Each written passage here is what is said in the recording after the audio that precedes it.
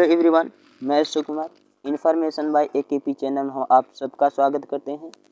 तो आज की इस प्यारी सी वीडियो हम लेके आए हैं कक्षा 12th का जियोग्राफी, जो कि 2024 के बोर्ड एग्ज़ाम में आने वाला है, पूछेगा। उसी क्वेश्चन को आज हम सॉल्व करेंगे।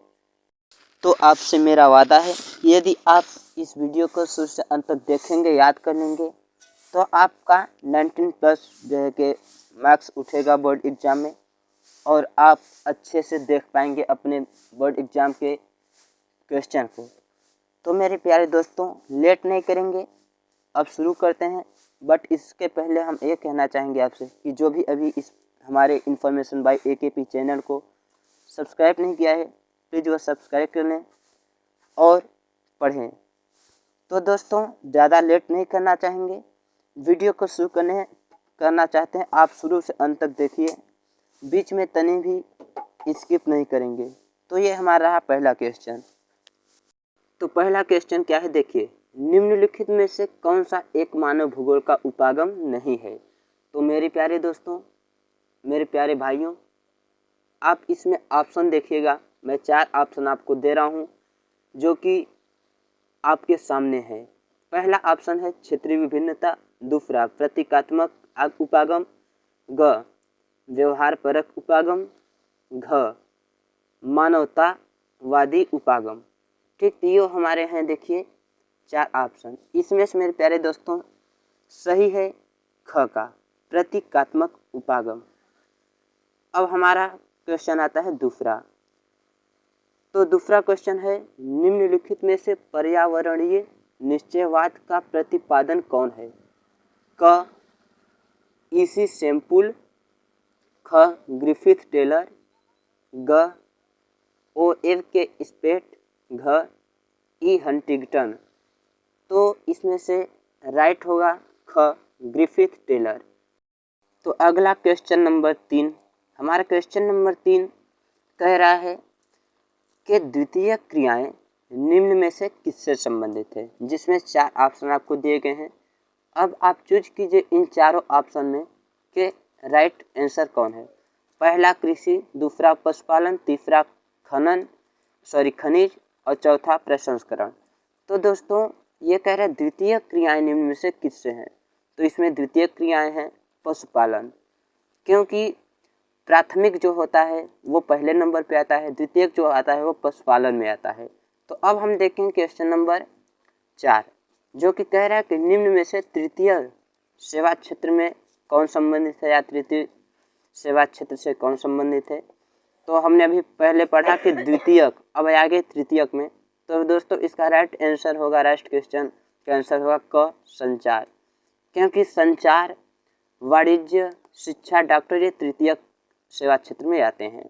तो संचार हमारा राइट आंसर होगा।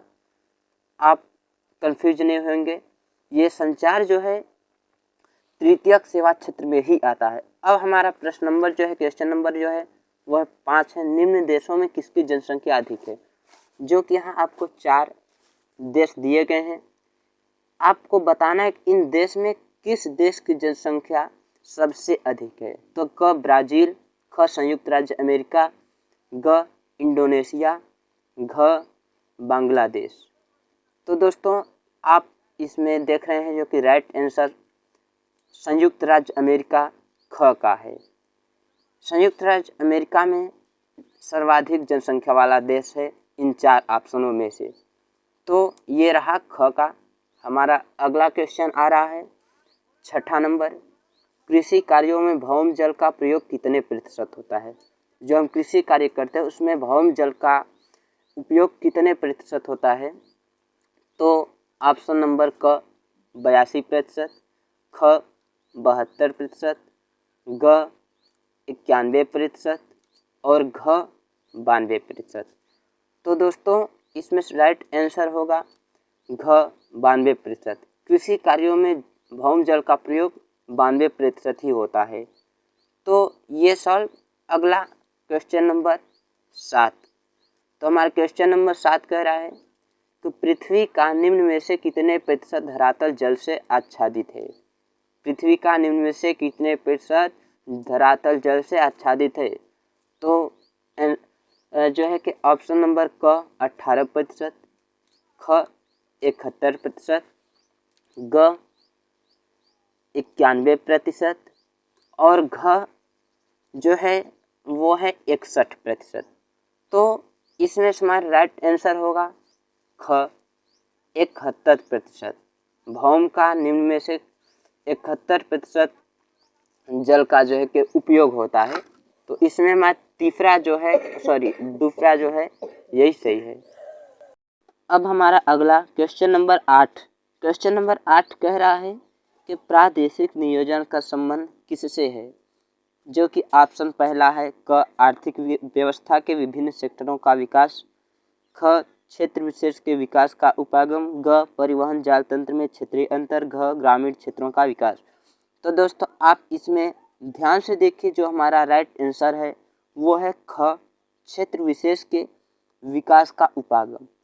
प्रादेशिक नियोजन का संबंध मेरे दोस्तों क्षेत्र विशेष के विकास के उपागम से है। इसका राइट आंसर ख का होगा, जो कि क्षेत्र विशेष के विकास का उपागम से है। अब हमारा जो है कि अगला क्वेश्चन आ रहा है क्वेश्चन नंबर 9। तो क्वेश्चन नंबर 9 कह रहा है कि मैग्नीज निम्न में से किस श्रेणी का खनिज है। ऑप्शन नंबर क धात्विक, ऑप्शन नंबर ख अधात्विक, ऑप्शन नंबर ग अलौह एवं ऑप्शन नंबर घ ऊर्जा के स्रोत। तो दोस्तों इसमें जो राइट क्वेश्चन है वो होगा क धात्विक। मैग्नीज जो है धात्विक है, ये धात्विक श्रेणी के खनिज हैं, ये धात्विक कहे जाते हैं, तो इसीलिए इसका राइट आंसर क धात्विक। तो दोस्तों अब आया अगला क्वेश्चन, क्वेश्चन नंबर 10। निम्नलिखित में से कौन सा एक भौगोलिक सूचना का स्रोत नहीं है। आपको यहाँ 4 ऑप्शन दिए गए हैं। इन 4 ऑप्शन में आप सही ऑप्शन को चूज कीजिए। जैसे कि पहला है यात्रियों के विवरण, दूसरा ख का प्राचीन मानचित्र, ग का चंद्रमा से चट्टानी पदार्थों के नमूने, घ प्राचीन महाकाव्य। तो आपको इसमें से यह चूज करना है कि निम्नलिखित में से कौन सा एक भौगोलिक सूचना का स्रोत नहीं है। तो इसमें से राइट आंसर होगा ग चंद्रमा से चट्टानी पदार्थों के नमूने। ये जो हैं एक भौगोलिक सूचना का स्रोत नहीं है, तो इसीलिए इसका राइट आंसर जो होगा वो होगा ग चंद्रमा से चट्टानी पदार्थों के नमूने। तो इस प्रकार ये सॉल्व हुआ। अगला क्वेश्चन जो हमारा है वो क्वेश्चन नंबर 11। वो 11 कह रहा है कि निम्नलिखित में से किस महाद्वीप में जनसंख्या वृद्धि सर्वाधिक है। यहाँ 4 महाद्वीप आपको दिए जाएंगे। इन 4 महाद्वीप में आपको बताना है किस महाद्वीप की जनसंख्या सर्वाधिक है, सबसे अधिक है इन 4 ऑप्शनों में से। जैसे पहला ऑप्शन अफ्रीका, दूसरा एशिया, तीसरा दक्षिण अमेरिका और चौथा जो है वो है उत्तरी अमेरिका। तो दोस्तों आपको इसमें चूज करना है, जो राइट आंसर है वो है क अफ्रीका। अफ्रीका जो है इन चारों महाद्वीपों में सबसे अधिक जनसंख्या वाला महाद्वीप है। अफ्रीका में सबसे अधिक जनसंख्या बसी हुई है। तो आप इसमें तनिक भी कंफ्यूजन न होइए कि है कौन। तो इस प्रकार से इसका पहला आंसर जो है वो है क का। आया अगला क्वेश्चन नंबर 12। निम्नलिखित में से कौन मानव विकास का प्रमुख घटक है। यहाँ 4 ऑप्शन दिए जाएंगे। आपको इन 4 ऑप्शन में से राइट ऑप्शन चूज करना है कि इनमें से कौन सा मानव विकास का प्रमुख घटक है। क सतत पोषण, ख उत्पादकता, ग समता तथा सशक्तिकरण और घ जो है उक्त सभी। तो दोस्तों भूगोल में 19% चांस होता है उक्त सभी का, तो इसमें भी राइट आंसर है उक्त सभी। मानव विकास का प्रमुख घटक सतत पोषणीयता भी है, उत्पादकता भी है, समता तथा सशक्तिकरण भी है। तो इसमें से उक्त सभी हमारा क्वेश्चन होगा। तो अगला क्वेश्चन जो है क्वेश्चन नंबर 13, वो कह रहा है कि बृहद ट्रंक मार्ग जो होकर जाता है तो किस स्थान से होकर जाता है, किस प्लेस से होकर जाता है, इसी को हमें बताना है। तो इसमें 4 ऑप्शन आपको दिए गए हैं, जो कि पहला ऑप्शन है भूमध्य सागर हिंद महासागर से होकर जाता है, या दूसरा ख उत्तर अटलांटिक महासागर से होकर जाता है, या तीसरा ग दक्षिण अटलांटिक महासागर से होकर जाता है, या घ उत्तर प्रशांत महासागर से होकर जाता है। तो दोस्तों इस प्रश्न को एग्जामिनर ने एक बार नहीं कई बार बोर्ड एग्जाम में पूछा गया है कि ये बृहद ट्रंक मार्ग होकर किससे जाता है, क्योंकि ये एकदम जो है कि हमेशा ज़रूरी है, कन्फर्म है कि ये आता ही आता है। तो इस वर्ष भी 99% चांसेस है आने के। तो इसमें हमारा राइट आंसर जो होगा वो होगा ख उत्तर अटलांटिक महासागर से होकर बृहद ट्रंक मार्ग जाता है। तो इसमें आप कंफ्यूज नहीं होंगे, क्योंकि ये कई वर्ष पूछता है, हर बार पूछता है, तो इस वर्ष भी 99% पूछ सकता है। तो आप इसको याद कीजिए कि हमारे जो ख ही है ये सही है। इस प्रकार ये सॉल्व हुआ। अब आया अगला क्वेश्चन नंबर 14। निम्नलिखित राज्यों में से किसी एक में जनसंख्या का घनत्व सर्वाधिक है। आपको उसी में बताना है कि जैसे कि 4 ऑप्शन आपको दिए गए हैं, तो इन 4 ऑप्शनों में से एक कौन सा सही है। किस स्थान का जो है कि जनसंख्या घनत्व सबसे अधिक है, जैसे क पश्चिम बंगाल, ख उत्तर प्रदेश, ग केरल, घ पंजाब। तो दोस्तों आपको इसमें चूज करना है, तो है क्या इसमें से हमारा राइट आंसर होगा क पश्चिम बंगाल। पश्चिम बंगाल में जो है जनसंख्या का घनत्व सर्वाधिक है, सबसे अधिक है, तो इसीलिए हमारा राइट आंसर होगा क पश्चिम बंगाल। अगला क्वेश्चन नंबर 15।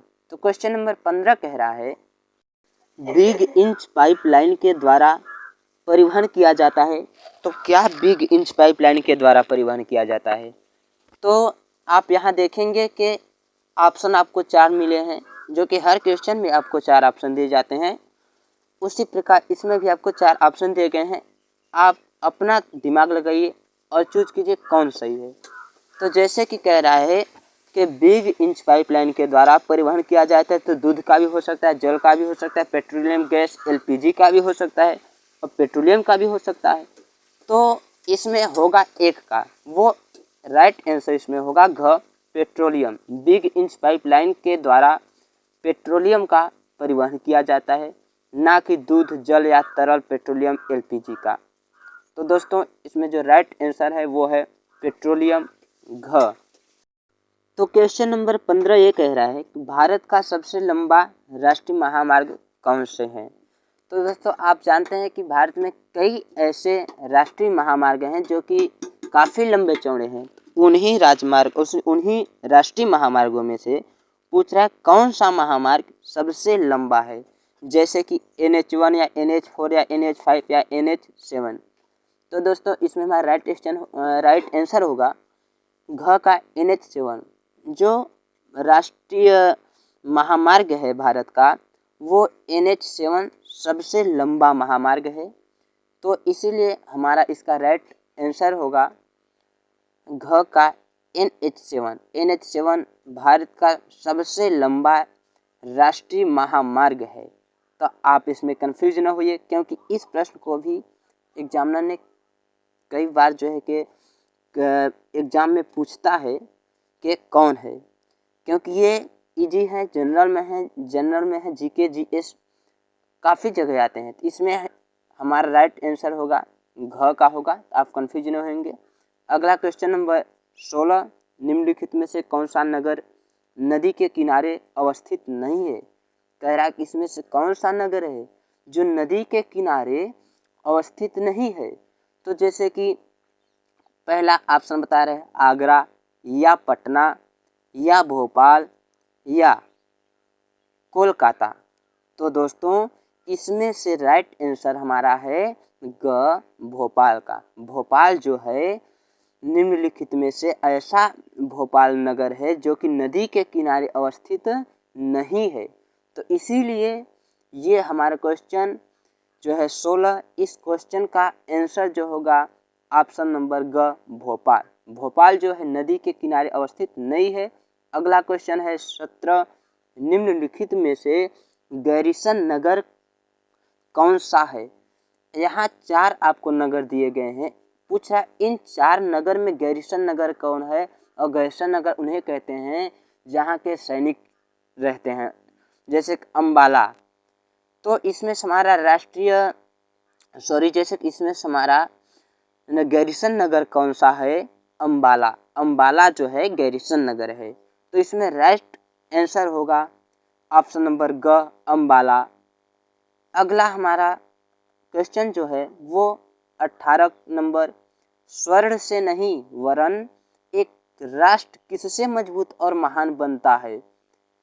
कह रहा है कि स्वर्ण यानी कि सोना से नहीं बल्कि एक राष्ट्र किससे मजबूत और महान बन जाता है या बनता है। तो क उपजाऊ मृदा से, या उद्योग धंधों से, या कृषि उत्पादन से, या स्त्रियों और पुरुषों से। तो दोस्तों जिस राष्ट्र में स्त्री पुरुष ही नहीं रहेंगे उस राष्ट्र का कोई भी अच्छा काम नहीं होगा, वहाँ कुछ मजबूत नहीं रहेगा। तो इसमें राइट आंसर घ का है, स्त्रियों और पुरुषों से। तो अगला 19, जनसंख्या आकार के अनुसार बृहत्तम महाद्वीप है। जनसंख्या आकार के अनुसार सबसे बृहत्तम कौन सा महाद्वीप है। जैसे पहला अफ्रीका, या दूसरा उत्तरी अमेरिका, या तीसरा एशिया, या चौथा यूरोप। तो मेरे प्यारे भाइयों, मेरे प्यारे दोस्तों, इसमें हमारा जो राइट आंसर होगा वो होगा यूरोप, ऑप्शन नंबर घ।